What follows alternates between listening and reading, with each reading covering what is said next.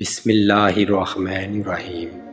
شروع اللہ کے نام سے جو بڑا مہربان اور نہایت رحم کرنے والا ہے۔ تہجد وہ نماز ہے جو دل کی گہرائیوں سے اللہ کے قریب کرتی ہے۔ اللہ تعالیٰ فرماتے ہیں کہ رات کے آخری پہر میں اپنے بندوں کی دعا کو ضرور قبول کرتا ہوں۔ تہجد کی نماز وہ خاص لمحہ ہے جب اللہ آسمان سے زمین پر اترتا ہے اور بندے کی پکار کو سنتا ہے۔ جو تہجد پڑھتا ہے وہ کبھی دنیا کی مشکلات سے مایوس نہیں ہوتا، کیونکہ وہ جانتا ہے کہ اس کا سہارا اللہ ہے۔ تہجد کا وقت وہ وقت ہے جب آسمان کے دروازے کھل جاتے ہیں اور اللہ کی رحمتیں بارش کی طرح نازل ہوتی ہیں۔ اللہ کے قرب کا بہترین ذریعہ تہجد ہے، جہاں بندہ اور رب کے درمیان کوئی اور پردہ نہیں ہوتا۔ تہجد کی نماز میں بندہ اپنے رب سے ایسے بات کرتا ہے جیسے ایک دوست اپنے دوست سے دل کی باتیں کرتا ہے۔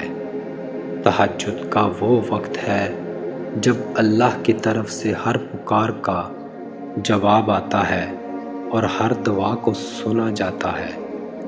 تہجد کی دعا میں وہ خاص بات ہے جو دن کی روشنی میں ممکن نہیں ہوتی۔ رات کے سناٹے میں دل کی آواز رب تک پہنچ جاتی ہے۔ جو تہجد میں اللہ کے سامنے آنسو بہاتا ہے، اس کا دل اللہ کی محبت سے بھر جاتا ہے۔ تہجد کا مطلب ہے اللہ کی محبت میں رات کو اٹھنا اور اس سے اپنی حاجت پیش کرنا۔ جب تہجد میں دل کی آواز اللہ تک پہنچتی ہے تو وہ دعا کو فوراً قبولیت کی عطا کرتا ہے۔ تہجد کے وقت مانگی گئی دعا تقدیر کو بدل سکتی ہے، کیونکہ اللہ اپنے خاص بندوں کی پکار کو رد نہیں کرتا۔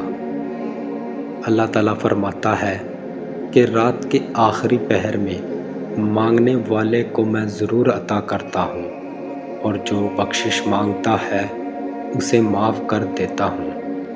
تہجد میں وہ طاقت ہے جو دن میں مصروفیات میں چھپ جاتی ہے۔ رات کا سکوت دل کو اللہ کے ساتھ جوڑ دیتا ہے۔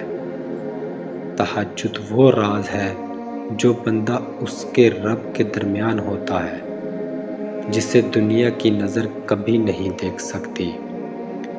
جو تہجد پڑھتا ہے اس کے دل کی گہرائیوں میں ایک سکون پیدا ہوتا ہے اور اللہ کی محبت اس کے دل میں بسیرا کرتی ہے۔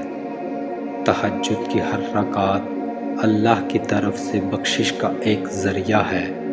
جو رات کو اس کی عبادت میں جگاتا ہے وہ اللہ کا خاص محبوب ہوتا ہے۔